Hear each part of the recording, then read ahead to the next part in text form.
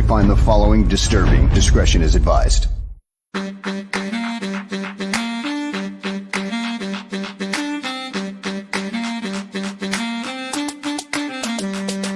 The Bears. Because of the way they play the nickel corner here, and the nickel corner plays 85% of the snaps. He's got to be like part linebacker. The Bears. When you're in a scouting room, there's going to be differences of opinion. The Bears. Once coaches get involved, of course, they've got their own opinions about what fits best for what they want to do, and that could be drastically different than what the scouts say. Well, you're looking at traits, and remember when he tested very, very well. The Bears. One thing good about Kevin, he's been with 2 other organizations, as well as being the commissioner of the Big Ten. He's been around. The Bears. With Greg Olson, Jerry didn't want to get rid of him. I didn't want to get rid of him. Nobody wanted to get rid of him. One guy wanted to get rid of him, Mike Martz, because Mike Martz didn't know what the hell to do with him. We tried to talk Lovey out of hiring Mike Martz for a month and a half. He's playing zone, but number one, he doesn't get enough depth with the drop. But who the hell's going? How many times does a 305, 310-pound defensive tackle drop into coverage, especially in a key situation? The Bears. Greg, why are teams wrong on quarterback evaluation so often? Number one, it's a hard position to evaluate. There's probably not as many real good quarterback evaluators as there needs to be. The Bears. The Bears. The Bears.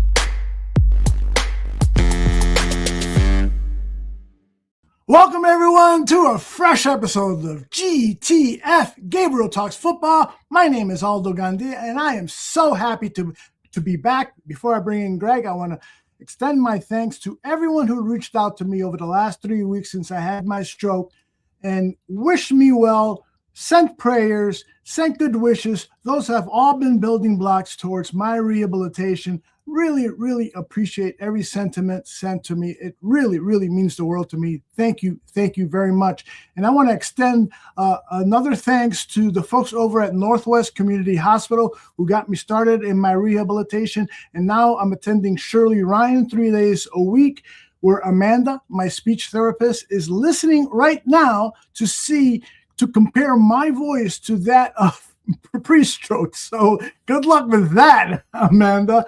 And also I want to thank Mandy and Cindy, my physical therapist. It takes 2 physical therapists to deal with this guy. And Courtney, my occupational therapist. She's been helping me with the grip on my left hand, which is about 40%.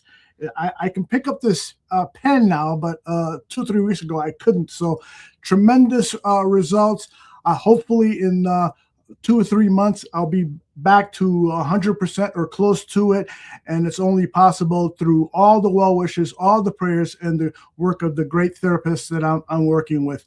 It also helps that I got a good friend like this gentleman here, Greg Gabriel, who has been checking in on me, wishing me well, telling me, you better kick ass or I'm going to kick your ass. Well, that was coming. I know that. That's for damn sure.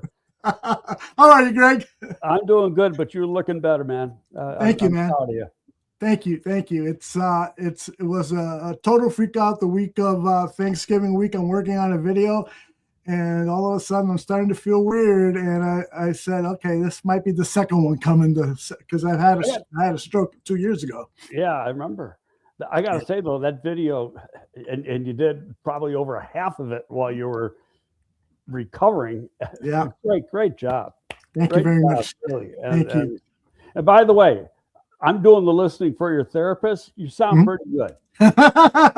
Thanks very much. I appreciate that. And again, everyone in the chat, I appreciate all your well wishes as well. It is Happy Victory Monday, so let's get to it. Let's talk about this win. There's so much to cover, not only about yesterday's game, but where the Bears are in the playoff race, the injuries to our upcoming opponents, and so on and so on. So, Greg, I want to start with this because I know I personally have been a critic of Hightower, the special teams coordinator for the Chicago Bears.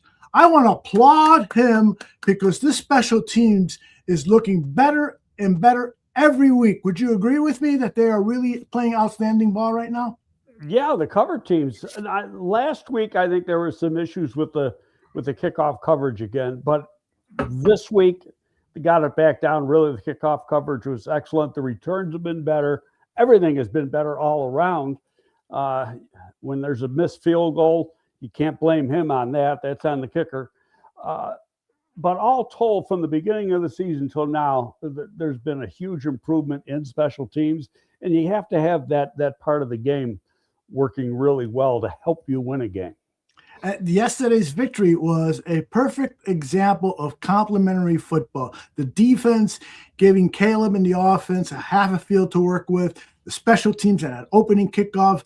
Duvernay, who I was disappointed with at the midseason, he's breaking runs now every week or every other week. It's just been a thing of beauty. And by the way, Greg, one thing just to get back to outside of football, Bears Country Productions, bravo.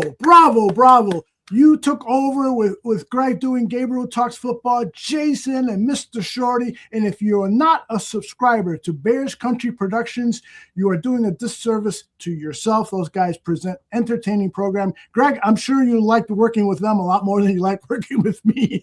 Well, I don't know about that. It's our 6th year doing this. We got a pretty good thing going here, bro. So, but no, we had a lot of fun. In fact, I'm going to do a little something for them on Wednesday. Awesome. So, yeah, they were good. It was nice to keep things going while you were getting better. But at the same time, it's good to get back to normal. Yeah. And I got to tell you, listening to Jason with that accent talk about football, I feel like I'm much more educated and cultured about the game of football because of him. He's really, really good. You guys really worked well together, and kudos to Mr. Shorty, too. Yeah, they did a great job, and I can't thank them enough. All right. A lot of fun. Excellent. But now we got to talk, win a game yesterday. This is, as Yogi Berra said, this is deja vu all over again, man. How about it? It's Monday, Packer week. Bears are back in first place. You beat the Packers. You're a game and a half up. It's really the same as it was 2 weeks ago, except the ending 2 weeks ago wasn't good. Now they got to turn it around. I think the biggest difference, and I don't care about the injuries they have, it's a rivalry game. They know it. The Bears know it.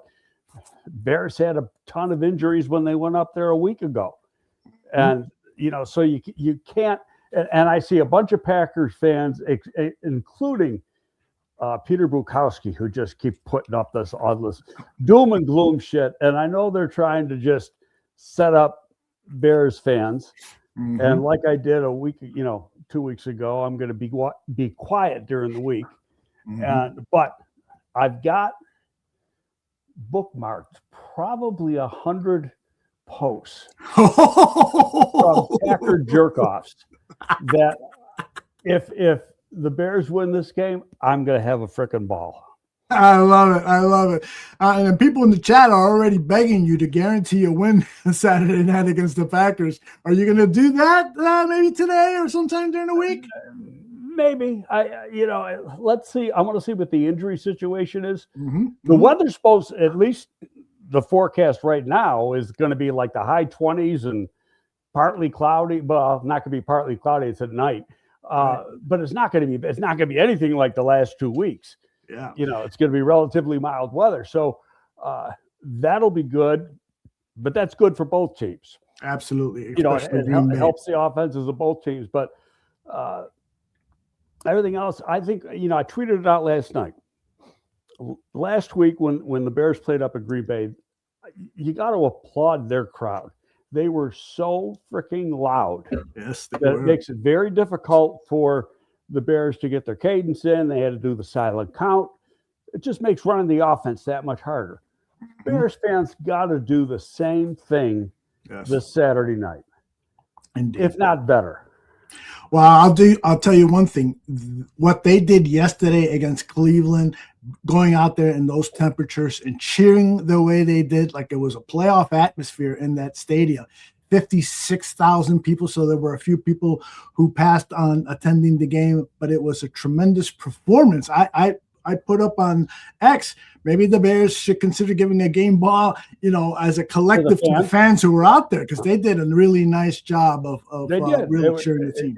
I don't think it was as loud as Green Bay was the week before. Probably not. But part of that is how the production crew absolutely brings in the crowd noise. So, it could be a lot louder, a lot stronger than we think, and the TV production crew kind of minimizes it.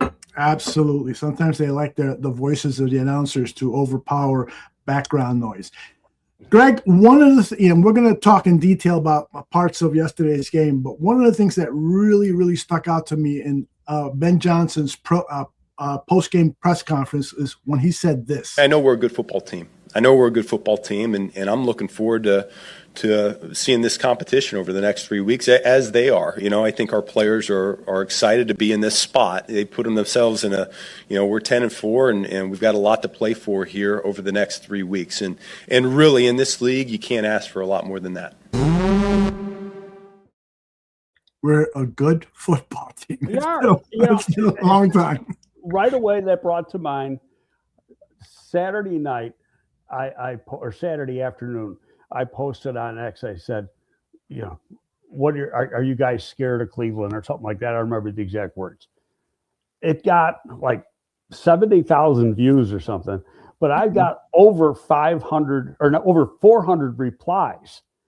And I started looking at it and basically counting. Over 80% of the people were scared of Cleveland, nervous about Cleveland. And I was like, I shut up, didn't say a word. I was going to wait till after the game. Cleveland was never a worry. Cleveland is a horrible football team. One guy puts out, Shador's going to make Caleb look awful. Yeah, Shador played real good. He only threw 3 interceptions. They had one first down in the first half. It's that team has fallen apart at the seams. They got some good players on defense, and Myles Garrett, really kind of stuck it to Azie Trapillo yesterday. But Azie needs that. He's gone against some of the best in his baptism in the last 4 weeks. Yeah. And so, that's good for him. The next time he plays him, he'll play him better. But hey, that guy makes the best in the business look bad.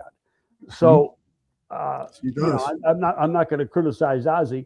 Part of it is quick question while you're on that topic. Excuse me for interrupting. No, I stopped by Nomad Network yesterday and I asked them, and I want your take on this. Could a performance like Azie had against Myles Garrett, could that be a detriment? I mean, could his confidence sag? No. Should there be any concern at all? No, I think they use it as a learning tool. I looked at some of it, and you see a replay when they're showing a replay of the sack, and part of it is the setup quickness, and and the other part is too, which makes it very difficult, is often they rush Garrett from a wide 9. So he's way outside. And so you got to have somebody pretty nifty to get back and over, and I should say over and back, to be able to cut him off. And it's, like I say, the best are going to get beat. He's going to learn from it. He's got a good coaching staff. Rocher is excellent. Really is. And it's just going to be that much better for him going forward. And, thank God. Now, he actually did a hell of a job against Parsons last week, but now he doesn't have to play him this week. Yeah, well, should we touch on that a little bit? I wasn't sure. I thought it was a patella tendon the way he grabbed it. And, our one friend said MCL, and I knew it wasn't an MCL. You could tell just by the way. It looked like a hyperextended knee, and a hyperextended knee could often be an ACL. But the way he grabbed the front of his knee, I was thinking, oh my God, might be a patellar tendon. And I mean, either one is a bad injury, but they've gotten so good with these surgeries that, he might miss the beginning of next season, but I wouldn't bet on that he's going to, because he's the type of guy that's going to work real hard in rehab to get back as quick as he can. Yeah. Did you see the Christian Watson injury, the wide receiver for the Packers? Yeah, I saw it. I didn't watch the slow motion of it on the replay. They said he escaped serious injury today. And some of their reporters, I think Rob Domofsky, if that's Yes. how you say his name for ESPN. Yes. But what's that mean? Did he escape? Does that mean he's going to play? He's not going to play. Their one offensive tackle got hurt, not as bad as they thought. Okay, is he going to play or not going to play? It's a short week. Mm-hmm. Only a short week by one day, but it's still a short week. We'll see when the practice designations come out, and those won't come out till Wednesday. Ipsen Law Firm just posted, reports say that Watson has a separated shoulder. So if that's the case, Greg, does he have a chance of playing Saturday night? Yeah, it's painful. Mm-hmm. But really,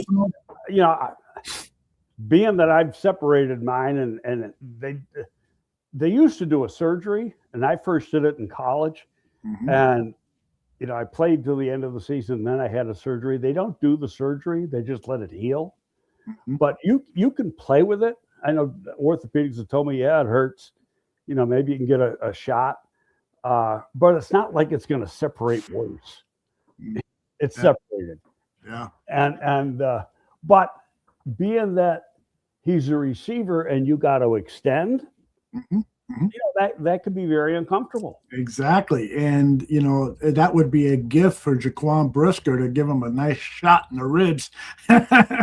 When I played sandlot football and we played tackle on gravel, that's what we would do. This guy's hurt. Well, the separation, mine was right here, this shoulder. But, your clavicle meets the shoulder joint, and the clavicle sits on top like this, and the separation is basically popped off like that. Yeah. Okay, years ago they used to, and this is what I had, they put a screw in. So the screw starting on this side went through the shoulder joint and into the clavicle. And so I had that in there for like 2 months. And I'm like, you're like this because you can't pick up your arm or anything because of that screw in there. But then the day and they only give you a shot of Novocaine to take it out. Yeah. They unscrew the thing, pull it out. It was like right away. It was amazing that the mobility got back right away, and I was able to start lifting again right away. But then I had another one done, and they did. God, it was maybe 4 years later when I was playing minor league football. And by that time, the joint was so messed up, they did what they call resection, which they do now too. But they basically cut off the tip of my clavicle. Oh, wow. So there is no AC joint. It's not there. Gotcha. And it's just kind of floating free. But it hasn't, 50 years later, I'm still, I still got full mobility with my right arm and shoulder. Is there any part of your body that hasn't been operated on? I could say something, but we're not an X-rated program. I think we get the picture. Okay, we got to talk about the significant Bear injury yesterday. Roma Dunze was activated. He was ready to play. He goes out for warm-ups, and something happened to that stress fracture in his foot, apparently, and he was scratched from the game. Are you concerned? What could this mean to the Bears? Yeah, concerned, but you look at the temperature when they're going out for warm-ups, it's probably about 5 degrees, and the ground's a little hard. And part of me thinks they might have said, we can do this game without him, and hold him back till this week. But I don't know that for sure. I'm guessing. I admit that. And I think that, when Ben talks today, which is usually about 3:00, either then or on Wednesday, you'll probably get full disclosure on that. Yeah. On, what the situation is. And the same with, Komet got hurt a little bit. A couple other guys got dinged up, but how bad, who knows? Yeah. When every Monday I try to read Brad Bigg's 10 thoughts before we come on. And when he wrote about Rome Odunze, he actually presented the possibility that Rome might not play again this season. And that's if it's a stress fracture and the stress fracture actually is worse, that's a possibility. Yeah, and as KQ says in the chat, Luther Burden got hurt yesterday and was unable to finish the game, and he had a really significant performance yesterday. Every time he touches the ball, he does. Well, he looked like he hurt his foot a little bit too, but again, at that point they were up a lot. Could he have come back? I don't know, and we're going to find that out during the course of the week. Yeah. What'll be telling is, do they bring any wide receivers in today or tomorrow to work out? Interesting, yes. Well, and Jadea Walker, I think he was a healthy scratch yesterday. He had an outstanding preseason, so we haven't been able to see him much in terms of action. And another name that we should pay attention to is Devin Duvernay, who has played in place of Rome, and I think DJ was hurt and had a significant catch or two. So Duvernay is he's had some seasons where he's had decent production. I mean, he's never had 30 catches or something, but he's had decent production. And so you can rely on him, but you're coming into 3 really tough games: Green Bay, San Francisco, Detroit. And you want all hands on deck, but when you get to this point of the season, that's just not possible. Yeah. When I looked at your Twitter account, I noticed that you mentioned Tremaine Edmonds. He is eligible to come back. Yeah, it'll be interesting to see if they open up the window tomorrow or Wednesday, whenever they start practice, and see if in fact he does play. What they've been doing with some of these guys is bringing them back and do a pitch count with them. Yeah. And you could do the same thing, because Jackson has been playing so good. You don't have to have Tremaine come back, but Tremaine, with his length, his pass rush ability, his height, just gives you an element that you don't have. He was playing at a Pro Bowl level when he got hurt. He really, really was. I hate to see him miss action and possibly miss out on Pro Bowl consideration, because he's missed 4 games this season, and hopefully no more than that. Yeah, there's one thing I gotta see if I can remember how I put this. Now I lost it. See, my page is coming, and it'll pop back in my head. Of course. I know what it was. So the guy goes.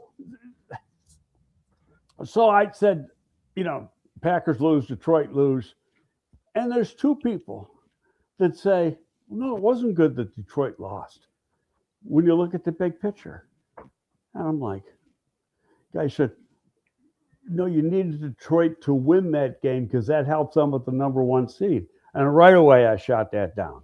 Yeah, well, tell me what was his reasoning there? Well, I don't get it. First of all, you got with 3 games to go, you got a 2-game lead on Detroit. Right. Now, you can't say Detroit's not a good football team. They're a damn good football team. Yeah, okay, so if you got a chance to knock them out of the playoffs, you knock them out of the damn playoffs. And your first priority is to get in the playoffs. Yep. Be part of the dance. Yep. Your next priority is win the division. Yes. The last priority is what your seed is. Thank you. Okay. And these guys are trying to, if Detroit, I don't want to get, if they would have given LA their 4th loss, so what? You still had Detroit climbing up your rear end. Yep. A team that beat us by 40 points. The ideal situation would be to play Detroit, and the game means nothing. Yeah. In the last game. I mean, anybody who thinks 3 weeks ahead and they might have the number 1 seed is absolutely out of their freaking mind. Yeah.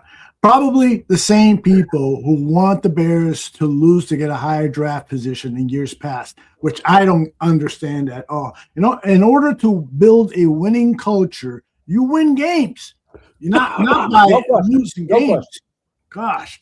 All right. You mentioned DeMarco Jackson, the linebacker. I wanted to show you what Ben Johnson said about him, because it was extremely complimentary. And now we know that we've got adequate depth at that linebacker position for the rest of the season if Tremaine returns. Outstanding. They've been pressed into service and they've responded. Sanders on first down, deflected, and it's intercepted. DeMarco Jackson's got it. Well, I think that was a game changer to me. You're always looking for a little bit to spark your team, ignite your team there, and in the second half, that's really what it was.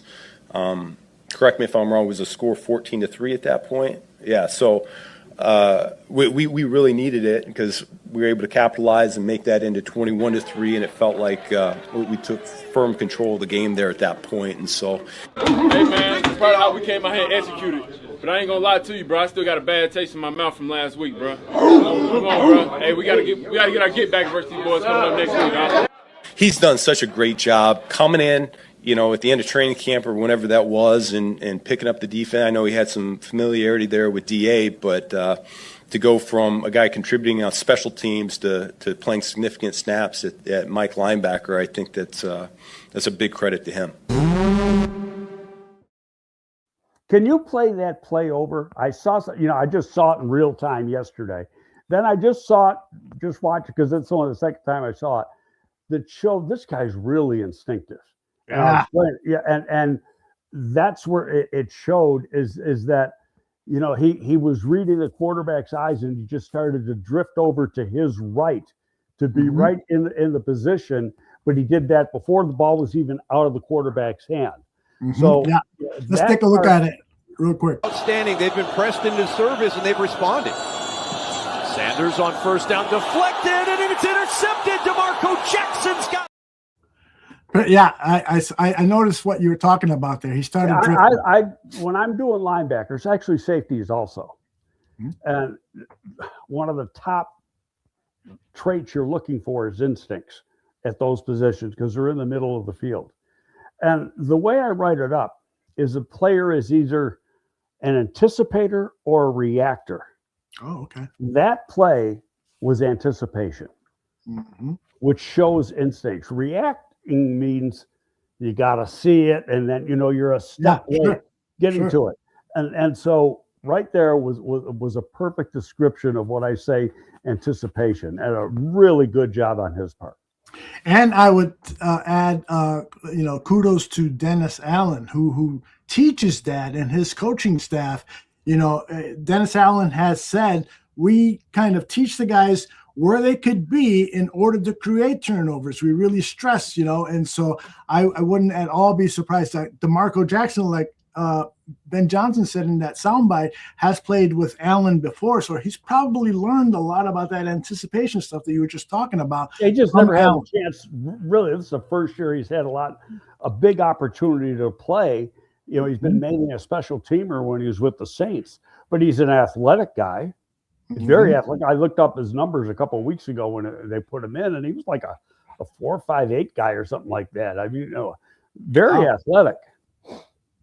By the way, I just saw J2K mentions that Zach Tom, the right tackle for the Green Bay Packers, got injured in that game. Yes, he did. And then Domofsky, how do you say his name? Rob Domofsky.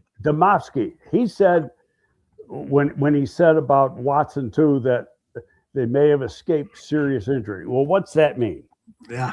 Does escape serious injury mean you're still not going to play this week, or you are going to play this week? We're going to find out probably on Friday.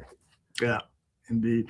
By the way, somebody just wrote picking up CJGJ is so incredibly big too. Yeah, kudos to Pose and the staff for making that acquisition. I have to admit, I was thinking prior to yesterday's game that CJ might have peaked already, but then he comes through with an interception that he almost takes to the house. But I was just concerned because against Green Bay last week, he was no match one-on-one for Christian Watson or any of those speed. He got beat right off the break. He wasn't able to jam him. He's really a mismatch trying to cover Watson as a slot receiver. Kyler Gordon would have done a lot better job on that particular route in that situation.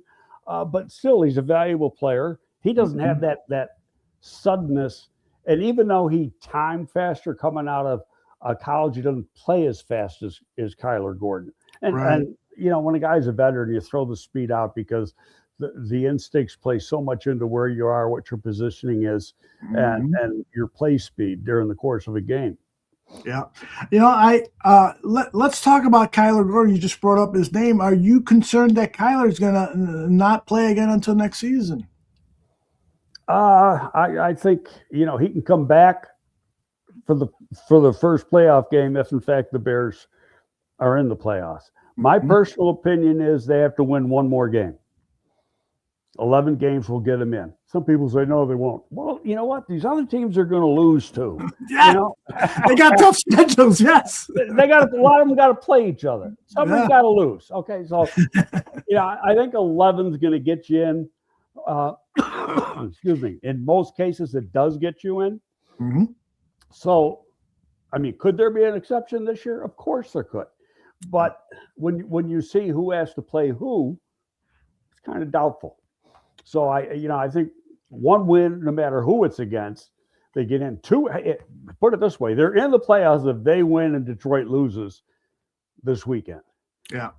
Yeah, that's got to be a demoralized team in Detroit, having so much success the last 2 years. And I'll never forget Dan Campbell after that NFC Conference Championship loss 2 seasons ago in tears saying, you never know if you're going to get back here again. And right now it looks like they're not going to get back this year, at least. They may not even make the playoffs. So he loses both his coordinators. He did a good job elevating Shepard, and he's done a pretty good job with the defense. Picked to be the OC. He's already taken away the play calling duties from him. But Dan Campbell's not a play caller. No, he's better than he was in 2020 or 2021 when Ben was on the staff, but Campbell was the play caller. But he's just not that good at it. And who's to blame for that? Well, he is. He hired the OC.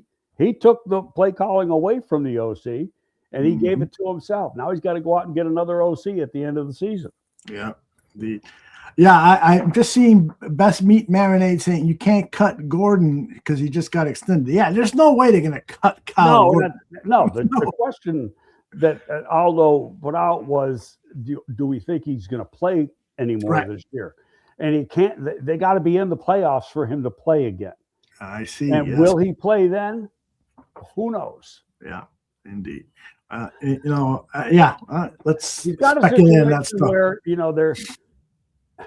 they probably brought him back a little bit too quick, and I get it because the players want to play. Yeah. Hey, I'm good, coach. I'm good. And when they really aren't. Indeed. Let's jump over to the defense here. What do you think of the play of Jaylen Johnson? He came up with a tremendous interception, basically just ripped the ball away from Jerry Jeudy. Who he had good cover. The coverage on that was excellent. It was a really good throw by Shedeur. Dropped it in the bucket, literally. But awareness on Jaylen's part to strip the ball, get it in his hands. That's what he does. Yeah. It took him a couple years to make those picks, but once he started making them, he's gotten very, very good at it. He actually didn't play that much. He only played 24 snaps, I think. Kevin Fishbane always puts in the snap count, and I think he played actually less than Tyreek Stevenson. Tyreek, I think, played 33 plays, and there was 24, I think, for JJ. So. I only heard Tyreek's name mentioned once, which for a cornerback is pretty damn good. If they don't talk about you, you're doing a good job. And thank you again to everyone with the well wishes for being back. Truly, truly appreciate it. I wish I had full function of my left hand. I will put some of these comments up on the screen, but I'm doing the best I can. It's your first week back, and if we got to cut it a little short because, I'm doing fine. I'm having way too much fun to cut anything short. But I do want to play for you, Greg, a soundbite from Jaylen Johnson. Now, he's not talking about his play. He was asked about a trap game and how did you guys avoid the trap game. But I want you to hear what he says. But more importantly, I want you to see how he looks because, Greg, it looks to me like he may have gained some pounds while he was away. Check this out. Really just handling 1 week at a time. I think not looking past this team. They have a lot of good players and a lot of people that are playing for some things over there, especially Myles Garrett and things like that. And they got a fiery young group as well. So, I know they had a lot to prove, but we also did too. So, just handling business right now. Doesn't he look bigger than we remember? His face looks a little bigger. Yeah, steroid bigger. No, I didn't say that. I didn't say that. Could he be? Who knows? Yeah. They use the bod pod to check your body fat, and they're not. It's not like they put it in the closet and don't use it anymore during the season. They still use it to make sure guys are up to snuff. So, but they're trying to move him along slowly. I read something about it today, and he said that he feels really comfortable the way they've done it. Yeah. And so then he's basically ramping himself up and not having to go full go right from the get-go. So now he's played in 3 games where he's had 2 games or 3 games. I think 3 games he's played in, and the most he's played in any game I think was 60% of the snaps. Mm-hmm. So that's good for him. You need him down the stretch in these big games.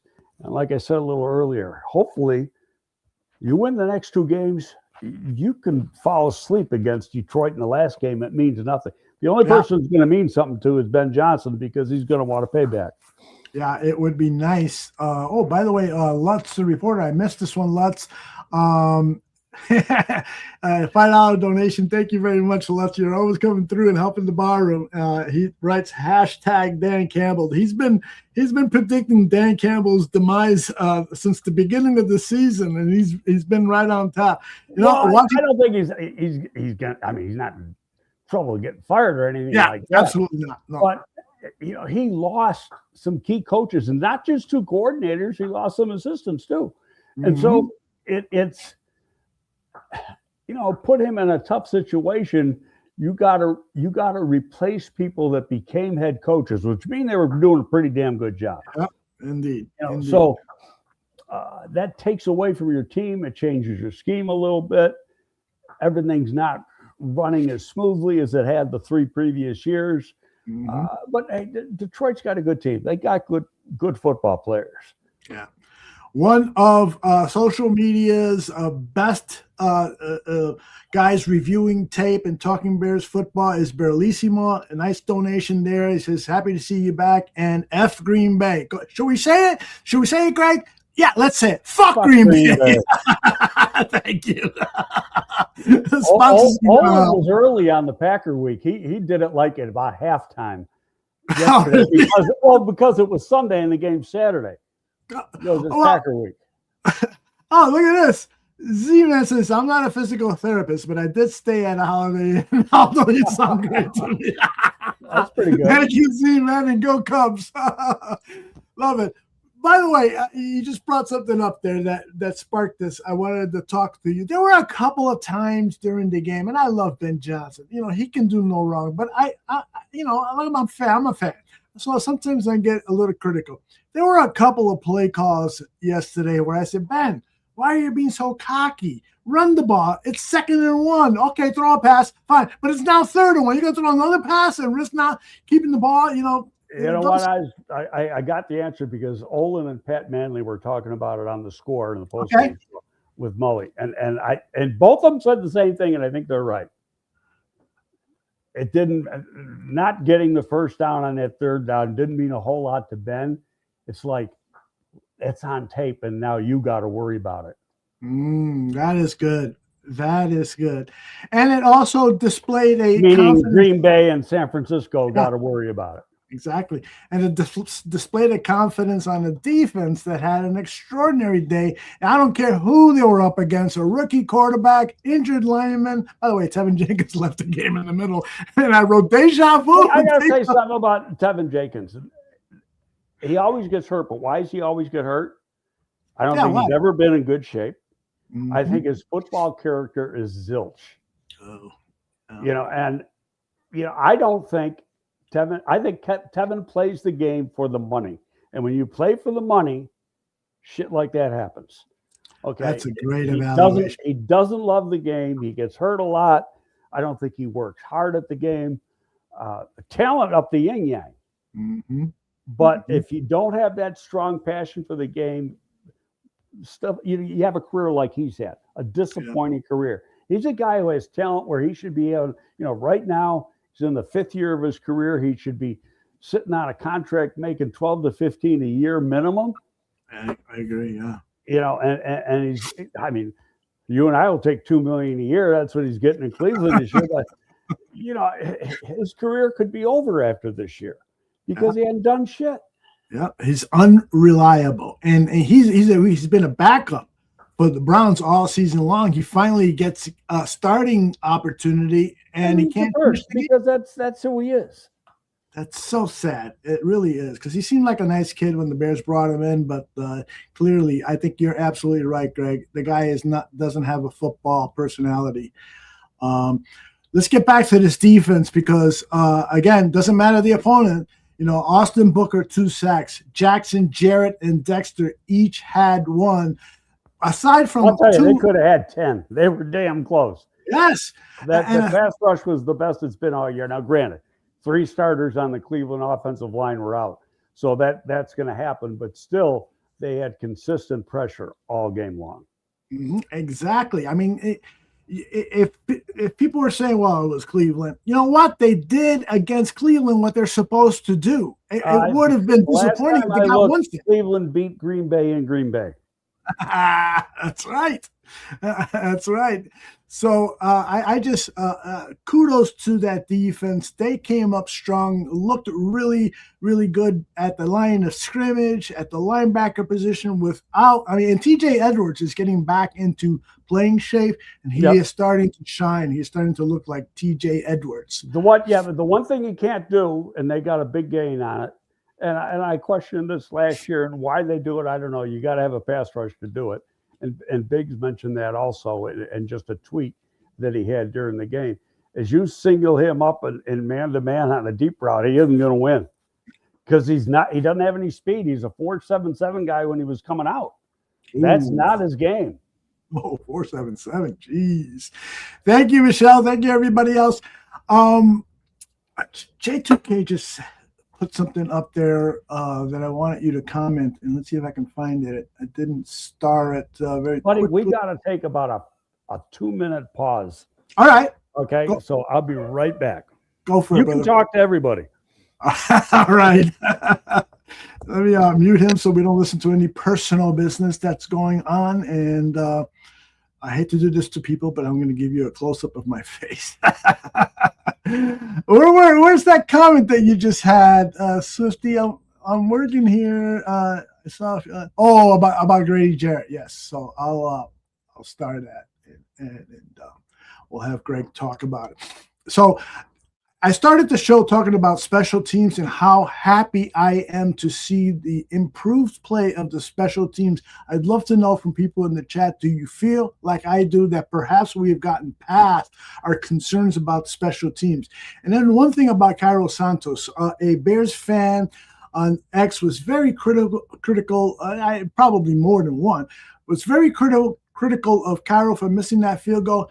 I forgive him immediately. In weather conditions like that, even an experienced guy is going to miss field goals like that. Fortunately, it wasn't in a game-critical situation.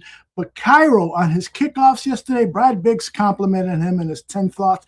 I thought that he did an excellent job on his kickoffs. Could have been a little better. There was one touchback. But Cairo is not going anywhere. We should be supporting him, and he deserves to be forgiven whenever he makes an error like missing a field goal. And he was perfect from inside 40 yards. He had not missed a field goal in a long time. So let's pump the brakes. Thank you, Bears. 1985. I love that year, man. And yes, and Cleveland special teams is really good. So it's a great point there. All right, I want to play a little video that I have here. Oh, I got to save that one for Greg. But this is Caleb being asked about, playing with the lead, being up 14-0, and how good that feels. Yeah, extremely important. I think, that you want to start the game off every week like that. But definitely this week, not allowing them to get going, not allowing them to, feel maybe some energy or feel, they can, that they can beat us. That's our mindset going into this game, and starting fast and kind of diminishing anything that or any thoughts that may pop up of positivity on their side. That's the mindset going into these games. Indeed, getting off the 14-0 lead allowed the defense to rear their ears back and pass rush Shedeur Sanders, and it gave Ben Johnson the opportunity to open up the playbook and do some interesting things. I just played a soundbite of Caleb talking. Oh, by the way, I think I muted you, so let me unmute you. We want to hear your beautiful voice. Playing with a 14-0 lead is a nice thing to have, and something that Caleb and the defense haven't had much of probably since the Cowboys game. Yeah, since the Cowboys game. It's everything has been down to the wire. Remember, it's the cardiac Bears. But that was. They had the one drive where they could have gone up 21-0, and they ended up getting nothing. Yeah. But aside from that, that was probably the only negative thought I had on the offense all day, was getting nothing out of that one drive. And I gotta just say, excuse me for having to take a break for a second, but everybody knows I got a little bit of a lung issue, and today's not a good day. So it's kind of reflared because you sounded great in past shows and stuff. Your lungs sounded great. Well, yeah, it just some days it flares up. Okay. It's not gonna kill me or anything like that. But there's days that, sure, cough a little bit. Problems, and this is one of them, and so I got to deal with it. Yep. All right. Anytime you need a break, just let us know. We are 45 minutes in. We're going to go another 45 minutes, I hope, unless something happens. Lord, please don't. So I just don't want you to get too hard on yourself there, bro. There you go. I agree. Grady Jarrett, J2K brought up that Grady Jarrett looks like he's 100% healthy, or as close as he can possibly be at this time of the season in a person his age. I agree with that. Grady is looking better and better every week the last 2-3 weeks. He doesn't have to play as much, and I think that helps. He's playing 55% of the snaps, something like that. But, go back. He hurt his knee, and I remember he missed games real early in the season. And then there was a picture. It was on I mentioned it one day on one of the shows because it was on the Bears website. He had sweatpants on, but you could see underneath the sweats there was a big bulkiness around his right knee. He was obviously wearing a brace. Right. And, for a guy at his position, if he doesn't have that push off and his knee is bothering him, that's going to hurt his quickness, his explosiveness, his change of direction. And I think that's back now. And so he is playing with a little bit more quickness, a little bit more authority, explosiveness to him. So that's just going to help everybody as we get down, to the last few weeks of the season. And hey, who would have thought 10-4 right now? And we're going back. Like I said, I was hoping for 9. We passed that 2 weeks ago. Now we're at 10, and it's very conceivable you're going to have maybe a 12-win season. And then get into the playoffs, and who knows what's going to happen in the playoffs. But I know one thing, you can never count this team out. Yeah, that is for sure. We are a good team. Ben Johnson proclaimed it, and he's really looking forward for these next 3 games. Looks like we got some breaking news. Nick is reporting that it's official that Watson has a broken clavicle. Tell me what that means. He's not going to play Saturday, right? If he has a broken clavicle, he needs surgery. And it's not a serious surgery. They do is they put it together. You put a plate there, put a screw in the plate. That really quickens up the healing process. But he could be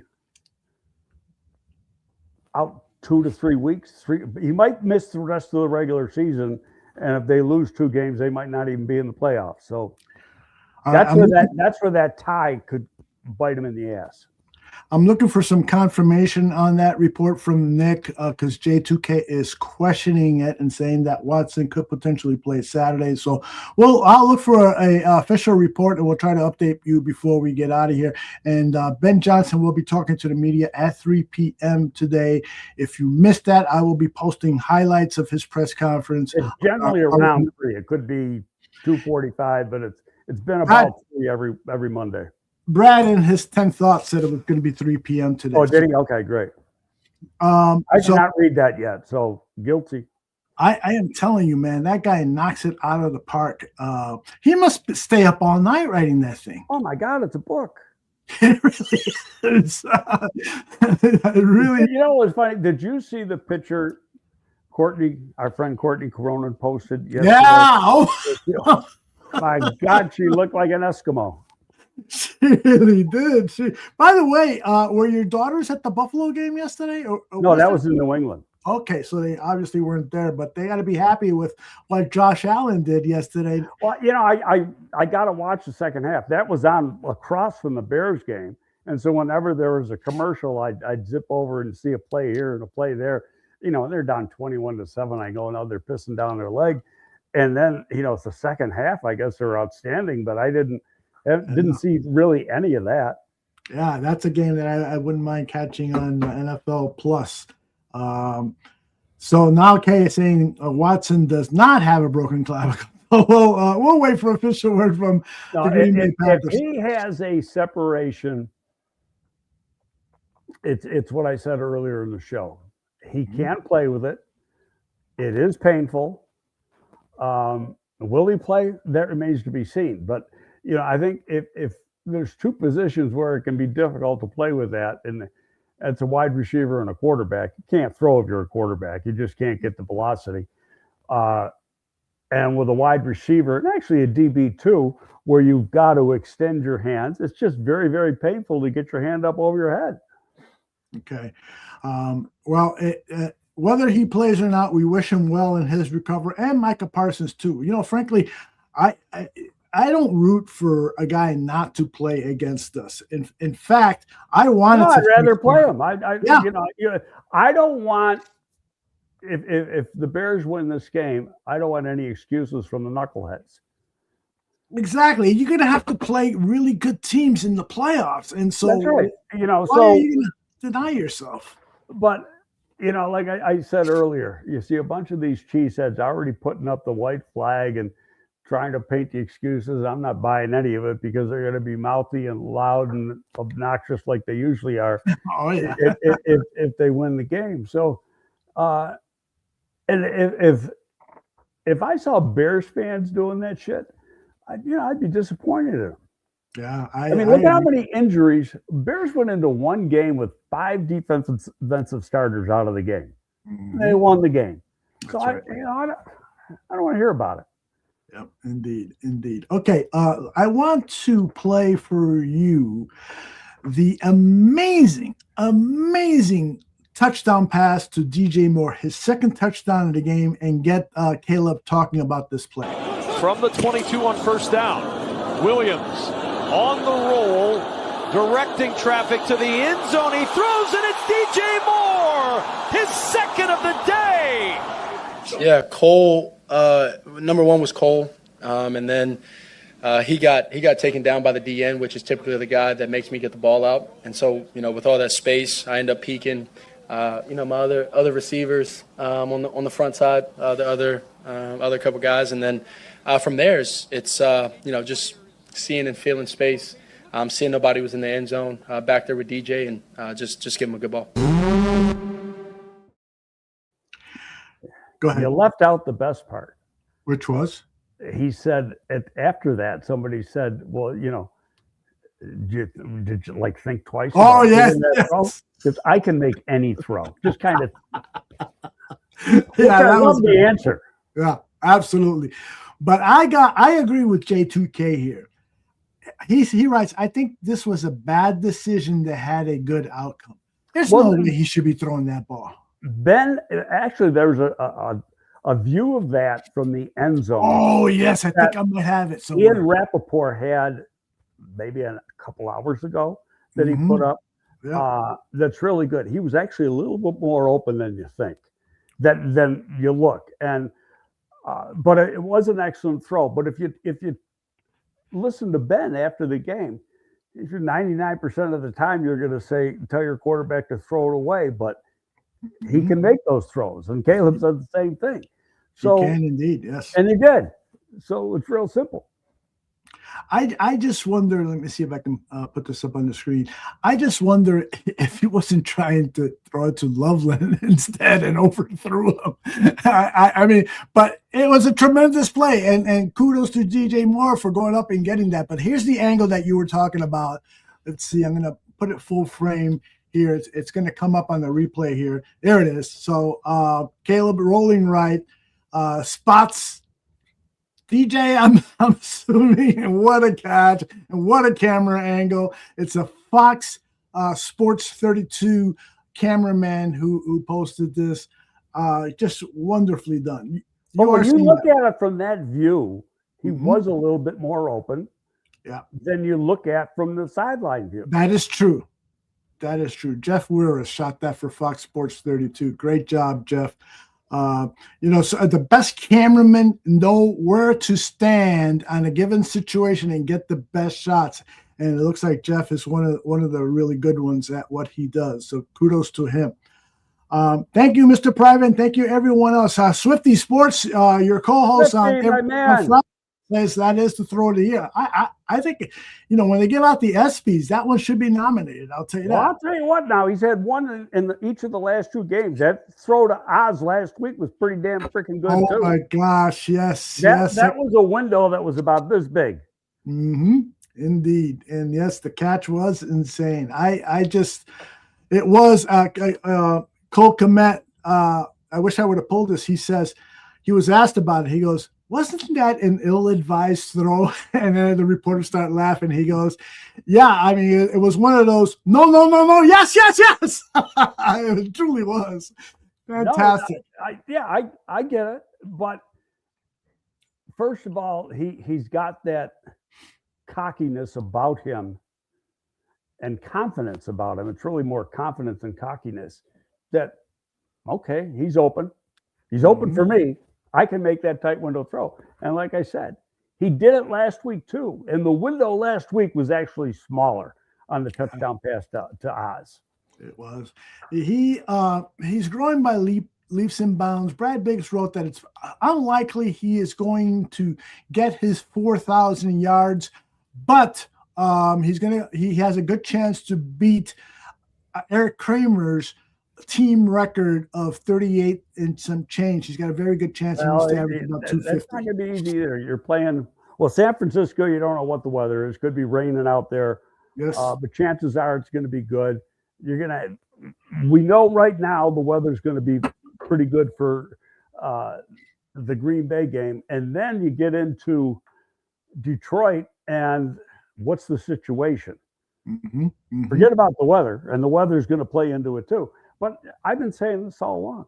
The main reason that Chicago doesn't have a 4,000-yard passer isn't because they didn't have a guy capable of doing it. It's the frickin' weather. Yeah. It's a good point. All right. Flex Diggs is saying ACL confirmed for Parsons, and I go over to X. Well, I think they knew that last night that was an ACL. Jordan Schultz writes, an MRI confirmed a torn ACL for Parsons. His season is over. A devastating injury. Who was having an all-pro caliber year in his first year with the Packers. So, in terms of preparation for this game against the Green Bay Packers, how does that impact what the Bears want to do on offense? It's going to be hard to tell what Hafley, the Packers DC, who has been getting a lot of compliments and could be potentially interviewing for head coaching jobs, it's going to be difficult to tell how they're going to make up for this lack of Parsons pass rush, isn't it? Well, they've got a pretty good pass rusher on the other side. And, after he went out, it's not like they fell over and played dead the rest of the game. True. Okay. And so, I look at it just like the Bears lost a bunch of these guys, key guys so far during the season, and backups come in and they line up and they play. Green Bay went to a Super Bowl not too long ago. They had like 14 guys on IR at the time of the Super Bowl. So, hey, it's football, man. That's what happens. Yeah. And you got next guy in, next guy up, however you want to say it. And that's an opportunity for that player to show what he has. Indeed. And like Jackson, a linebacker. Who'd ever thought that he could play as good as he made some freaking money this year? Yes. Somebody asked, does that make Tremaine Edmonds expendable if Jackson continues to play at the level that he's playing? I would say no, because Tremaine Edmonds in this, first of all, Jackson was playing the mic. Tremaine was playing the will.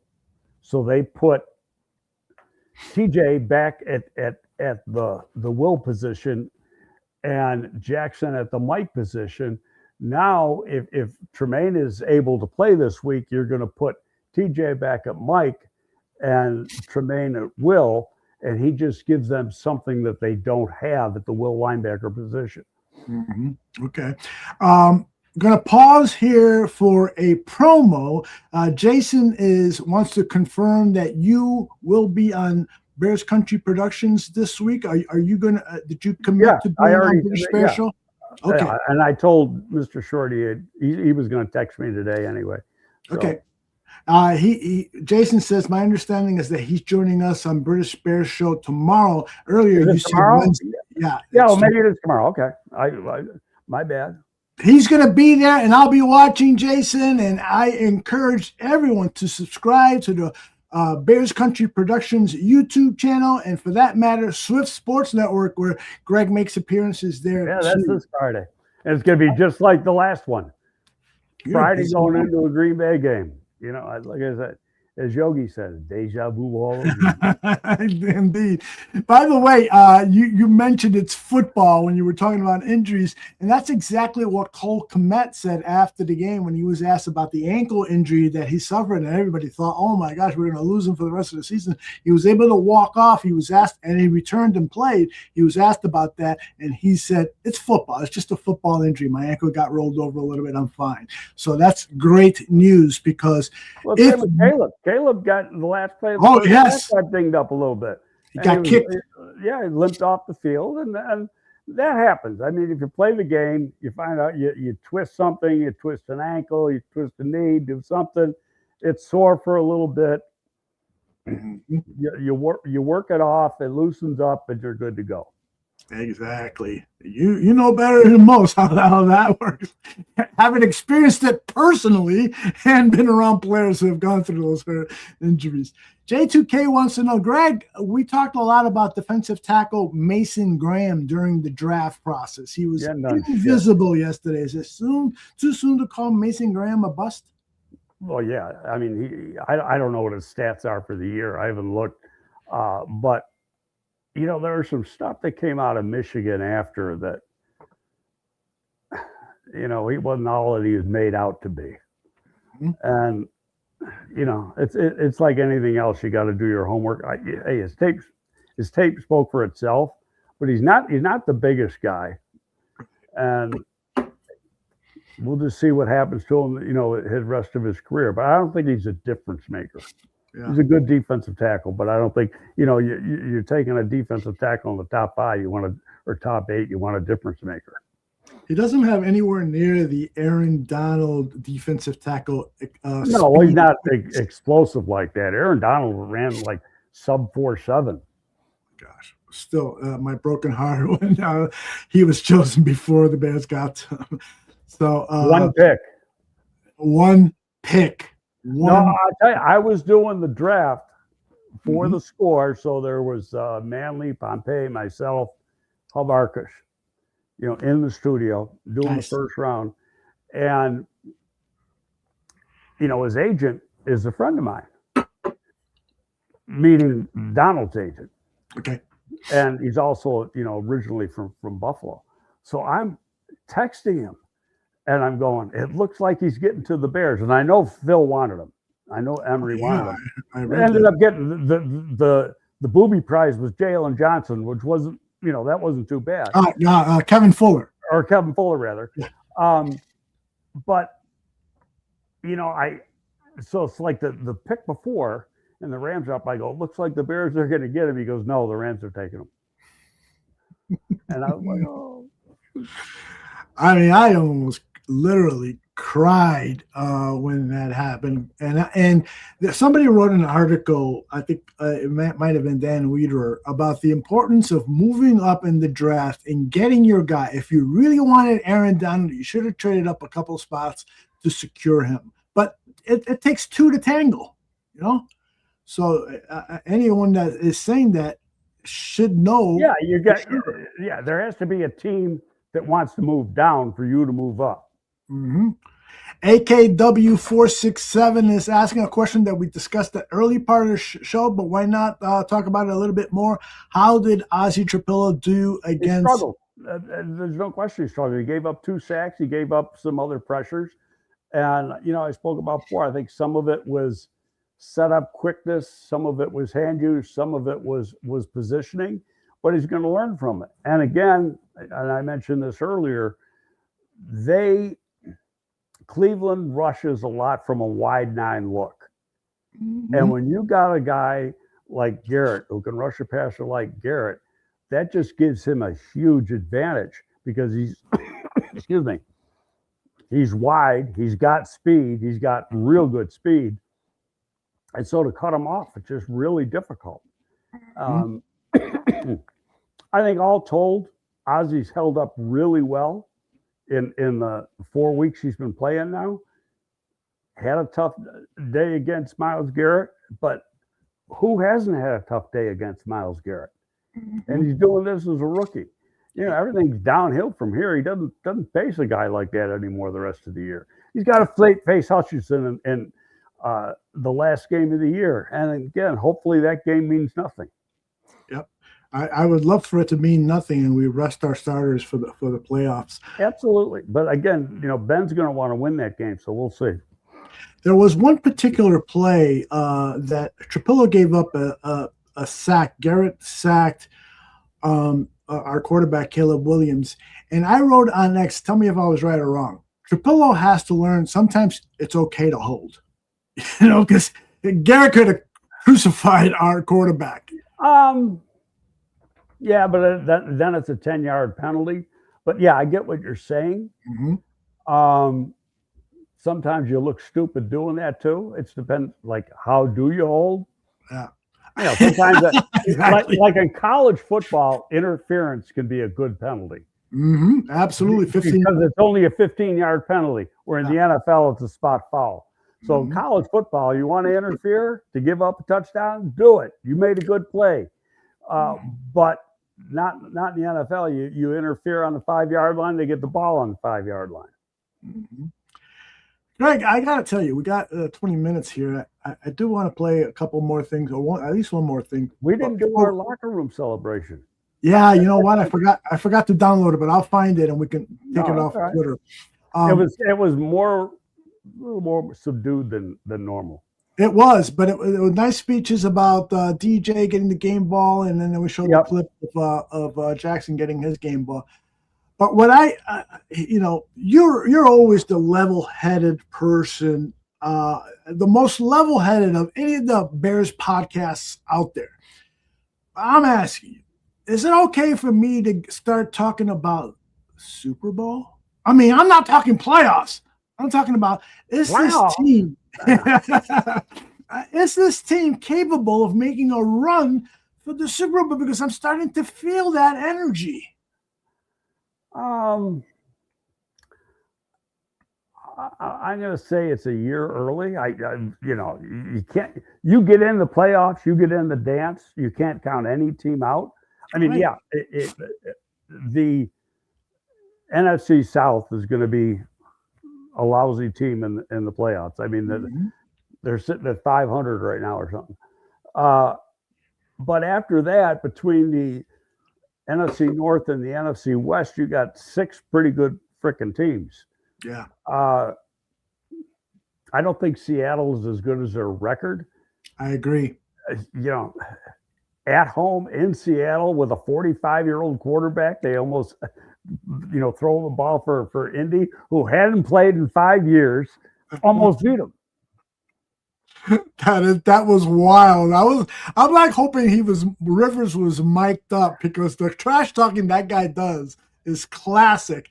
And for him to come that close to beating the Seahawks was epic. By the way, they kick a field goal, like a 60-yard field goal with like a minute to go. You think they're going to win.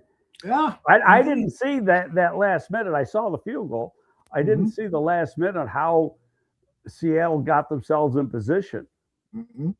And it's no secret to anyone that's watched this show religiously is that you're very good friends with the Colts general manager, Ballard. Have you had any exchange with him that you can share about the decision to bring Rivers in? No, not at all. I haven't talked to Chris, nor have I texted him in the last few weeks, because when they're losing, I try to stay away. Sure. He's got enough to worry about, and they've had some devastating injuries too, and it's cost them. Looked like they were a shoe-in for the playoffs and a shoe-in for the division. Now they might not make either. Yeah. But at the same time, you got to give him credit. Nobody wanted to really take on Jones. He takes on Jones and revitalizes his career. It's going to make Jones some stuff. And that was Chris's decision. So what happens beyond this year, who knows? Yeah. Do you think they should make a long-term commitment to Jones as their quarterback? I think he's earned it. And where they're going to be picking, they're not going to get it. Where are they going to find one? Yeah, they'd have to go for a veteran free agent, which is Daniel Jones. Right. Yeah, right. He's you can't take it away from him. He's earned it. He's played really good football. Getting back to football, our team, Ibsen Law Firm has an interesting question. Do you hate that the pass interference is a spot foul, that it could be a 50-yard penalty? I do. Yeah, I do too. But it is what it is, and I don't think they're going to change it. Yeah, that's one of those college rules that I'd love to see brought to the NFL. All right. I wanted to play this for you because I know you're going to get a kick out of it. I know, because you've got a special regard for the media in this town. There was this exchange between Mark Grody of the Score Sports Radio and DJ Moore. Did you need a game like that? Did I need a game like that? For what? Just in terms of all of us talking about the lack of targets that you've had relative to the past years? If you say so. Will it shut y'all up? Perhaps. It ain't gonna shut y'all up. So. I love that. It right back at him. Well, it shut you up, and poor Mark is like, whoa. The best part was the look. He asked a question, and he looks at him like, you fucking crazy, man? And Mark has been a guest on the Barroom Network years ago. He's a good guy. He was very nice. Mark is a real good guy. But yeah. And we gave him some shit when he was on the show, and he took it like a pro because he wasn't tweeting enough. And Shane Marceau was with the Barroom at the time, gave him some shit saying, you just got to announce as the beat reporter for the Bears for the Score, and you never tweet anything. And Mark says, well, I guess I have to learn how to do that now because Bears fans are different than Cubs fans. He was on the Cubs beat, I believe, years ago. But it was hilarious. Zach Zaidman, who went to the Cubs, from doing the Bears as the sideline reporter, and I love Zach. I think he does a good job. But Zach still tweets about football a lot during the season. Yeah, I like both of them, and I know a lot of fans. When I posted it on X yesterday, a lot of fans got on Mark. There are a lot of stupid questions out there, but I got to tell you, it's not an easy job. It's not easy to come up with good questions. I think people are trying to. In fact, there was like a headline on Pro Football Talk today, and it said, DJ Moore reaction to 2 touchdowns or something, and it said it's about time, making it sound like he's disgruntled. Yeah. And he's probably the least, when you listen to people, he's probably the least disgruntled player on the team. Mm-hmm. In fact, the other thing he said, he's happier in a pig in shit because this is the first time in his career he's been on a team that's won more than 7 games. Yeah, and he's got 10 and heading for 11. Yeah. What do you think? Brad Biggs mentioned this in one of his 10 thoughts is the Bears are going to have to make a decision about DJ Moore. He's got a big fat contract. He's going to make $27 million next year and the year afterwards, 2027. Do they put him on the market, given that Roma Dunze has become clearly the number 1 wide receiver, and you got Luther Burden, who is playing like a guy you can trust to be maybe even a number 1 himself. So what to do with DJ Moore in the offseason? I know it's early for us to even speculate about that. Yeah, but I think it's way too early to speculate because you can always renegotiate contracts, restructure, not renegotiate, restructure contracts. His presence gives the Bears something with really 3 good wideouts, and you got 2 good tight ends. It just makes it very difficult to defend them. Now you take him out, that's 1 less big weapon that's not there. And so I think it's going to be, a topic for discussion for them at the end of the year. It's a big cap hit if they get rid of him, but not, or if they trade him and you're going to get something of value in return. I think the worst you'd get is a 2. And so, it remains to be seen. Yeah. You're going to have to, you're getting to a point where you're going to have to start making tough decisions, but you've got to have if you make that tough decision, you got to have a plan to replace that player. Yep, exactly. Well, and I think the plan is there. I mean, when you've got no, because you're taking away a quality player. You don't have anybody to step in. You got Luther Burden to step in, but what if somebody goes down? And then I hear you. Then you still only got 2 quality. Oz is only on a 1-year deal. Who's your 3rd wideout? Yeah. Well, right. I hear you. I totally agree. We fans sometimes are get rid of it, get rid of it. Well, what are you going to do?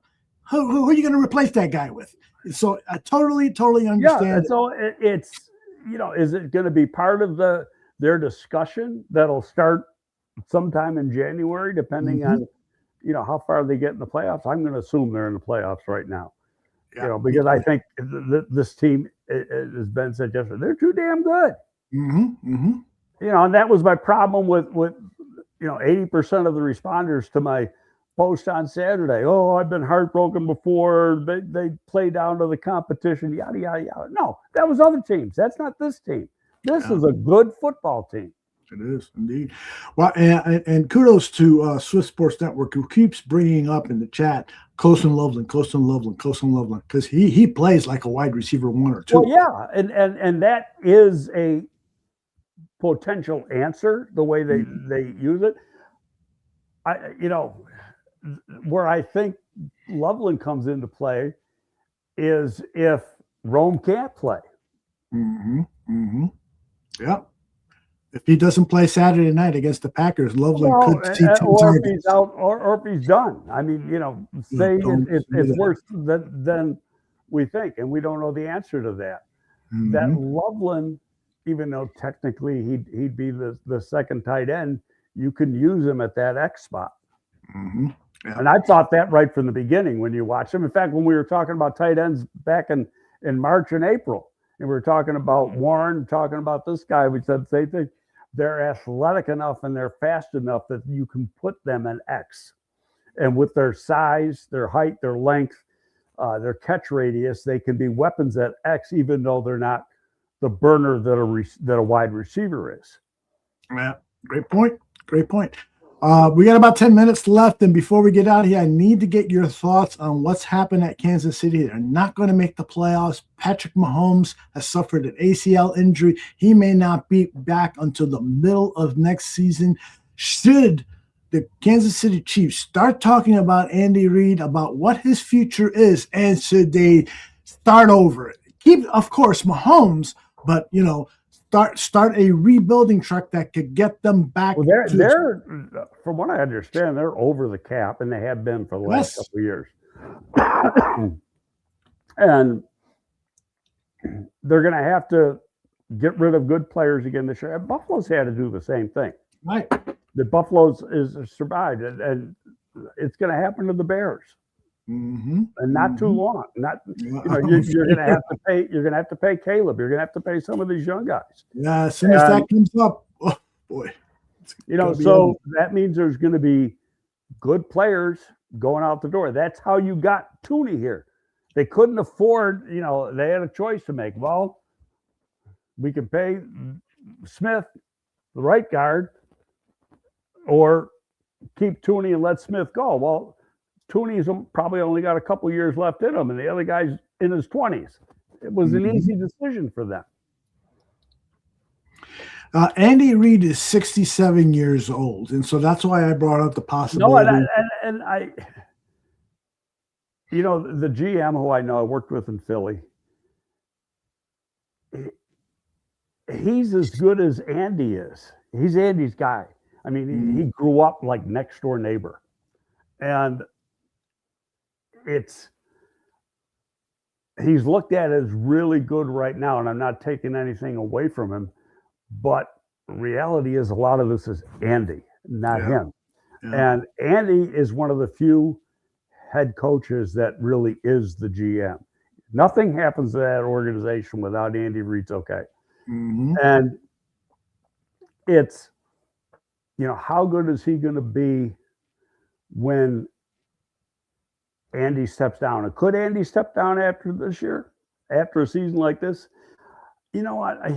He could, but if you know anything about Andy, and I only had the opportunity to work with him 1 year, it was his last year in Philly, and it was awful circumstances. His son died from an overdose in training camp, and it was just devastating.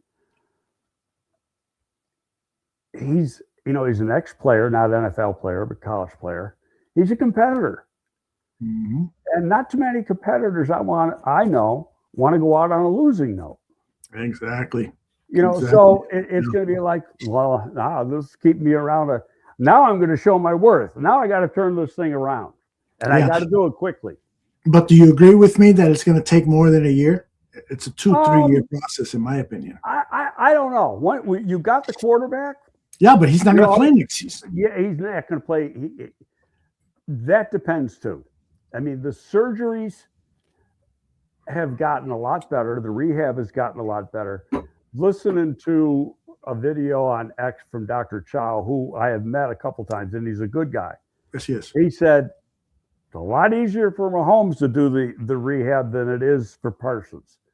And the reason being is because it's a quarterback versus a defensive end. Yeah. Okay. So is he really going to miss any time? Think about it. Does he have to do anything in training camp? You got, he'll probably have surgery before the first of the year. So January, February, March, April, May, June, July, August. It's 8 months. And then the season starts. Who said he can't play after 8 months? Yeah. I'll tell you one thing. Tom Brady is still the sterling example of the sacrifices a quarterback has to make in order to win championships almost every year. And what I mean by that is he took less money than he could have made in order for the team to replenish talent and surround him with quality players. Patrick Mahomes has not done that, and that's part of the reason why the Chiefs have suffered in their play the last year and a half, in my opinion. I can agree with that. And part of it, you got to have the right agent too. Mm-hmm. And because the agent's got to understand the big picture too. And it's really working hand in hand. It's the player and the agent, because there's a lot of players who think they work for the agent. The agent doesn't work for them, and they're going to do what he says versus, no, the agent's going to do what I say. I pay him. Yeah. So it's the character of the player, and what is it all about money, or is it all about winning championships or kind of a combination of the two. And personally, I think it's got to be depending on where your team is. If you've got a championship level team, you in order to keep at that level, you got to have some give. Mm-hmm. I'll tell you, and Josh Allen has done that.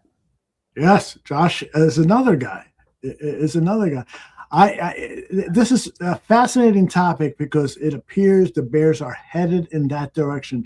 When Caleb Williams' contract comes up, a lot of people have been saying he could be the first $100 million a year quarterback. Well, they can officially restructure him a year from January, starting a year from when the 2026 season ends. Now, if they're in the Super Bowl next year, then a year from February, because not until after he's done playing. But that's the beginning of the opening of the window. But they've also got that ability to pick up the fifth year, which buys you time. The fifth year option. And in his case, because he's the first pick in the draft, it's going to be probably over $30 million. Not like Caleb's going to be suffering from money, and he's going to be in the food line to feed himself. Indeed. And that's the key. I think that, Caleb and his agent, I'm sure no. He doesn't have an agent. Oh, that's right. This is his father, right? Well, yeah, it's Caleb Williams Enterprises or whatever the hell they call it. He's a corporation. Yeah. The key here is that they have to realize, like Brady did, that the real money is outside the NFL football contract that you're signing. It's all of the endorsements that you get because you got rings. Mahomes makes a ton. Yeah, and I think he should have sacrificed some of those millions in order to retain Joe Tooney. We talked about Josh Allen. The guy who's starting to get a lot of national commercials is Josh Allen. Oh, you see him everywhere now. Yeah, but he's and I'm not saying Mahomes isn't a good guy because he is. Yeah. But Josh Allen is one of the most likable people you'd ever want to be around. Yeah. And Travis Kelce is probably going to hang it up. I would say he's probably done, especially if Mahomes is going to miss any time. And he's not getting any younger. Of course, he's got to support a wife though coming up. So that is right. Even though she makes about 5 times as much as he does, but. Lutz the reporter with another $5 donation. And Lutz writes over at patch.com. Follow him on Twitter. He's got some excellent stories every week. They come out around Friday or Saturday. And he writes here, Super Bowl, if the Bears can get past the Rams in the NFC Conference Championship game. The Rams are the best team in the NFC right now. Would you say? Well, they took a little hit yesterday. They lost Adams to a hamstring. Oh, that's right. I forgot about that. Hamstring can be... And he pulled up. I mean, that looked like it was a pretty good hammy. Mm-hmm. He pulled up pretty good. So he pulled up and went down. So that can be a lingering injury.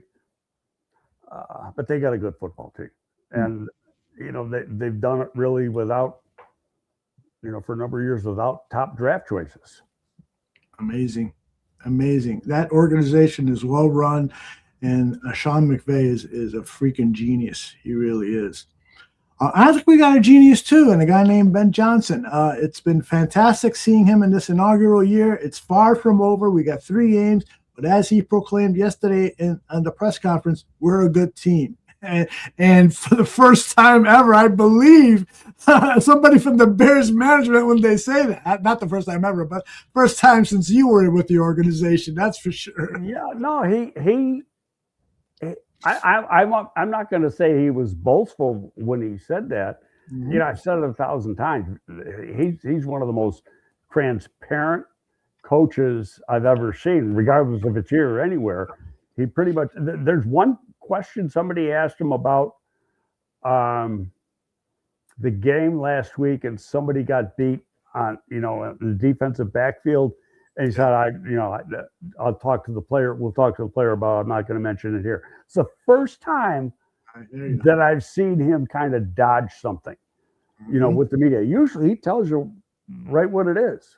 Yeah. And I think that at this time of the season. That's a good, for lack of a better word, progression for him.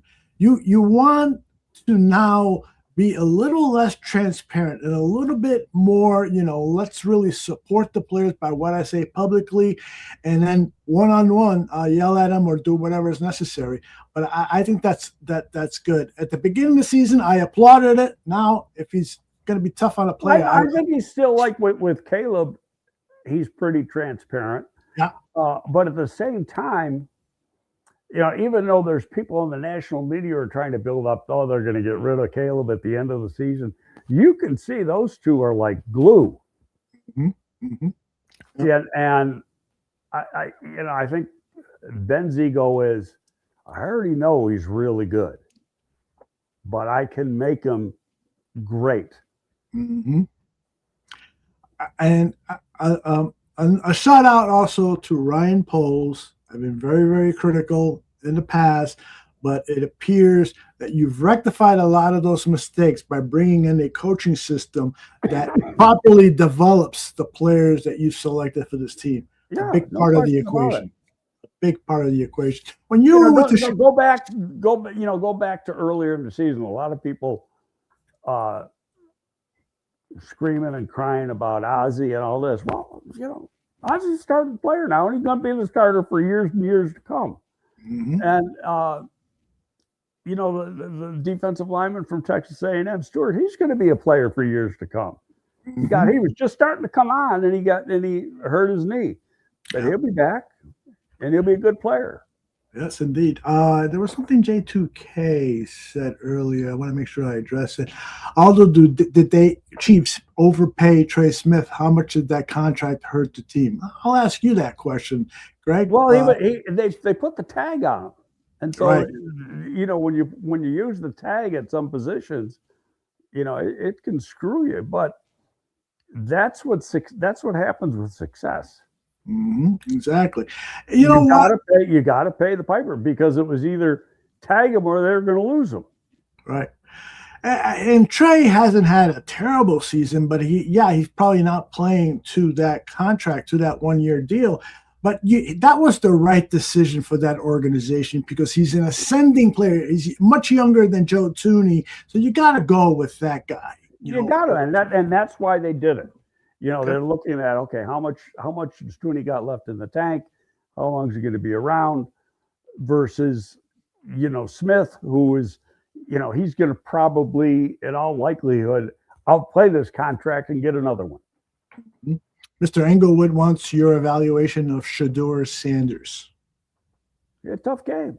And I never, and I thought right from the get-go, some people say, he's going to play Caleb. No, he's not. It's only his 4th freaking game. And he's playing for an awful football team that didn't have an offensive line in that game. That's right. That's right. I'll tell you this. I'll say this. He got sacked 5 times. If he wasn't athletic as he is, he would have got sacked 10 times. Absolutely. That's a good point. I'll tell you this. The best thing that can happen for Shedeur Sanders' career is if he gets out of Cleveland, because they don't know how to develop quarterbacks over there. Oh, I think that regime is done after this year. Yeah. I know Quinshawn Judkins had a tough game yesterday, but they should have stuck to the run game. They really needed. They shut down the run game now. They did, but you still stick with it. You don't put that pressure on Sanders. What their rushing yardage was? 50 yards, 16 carries. Yeah, maybe he should have carried 32 yards. He would have got 100 yards. So they just shut it down right from the start. And hell, in the first half, they never had the ball. Yeah, that's right. One first down, I think, in the first half, and that was that one deep throw. Amazing. Chicago Bears, you've got the respect and the love of the entire city of Chicago and fans throughout the country and the world, like Jason UK, where Greg Gabriel will be a guest on tomorrow over at Bears Country Productions. Check out Greg with Jason UK, and Mr. Shorty, I'm sure, is going to pop in there as well. Thank you, BCP, for taking care of Greg while I've been away, and I will be back tomorrow, but behind the scenes on Buffon 55, we'll have some fun with those guys.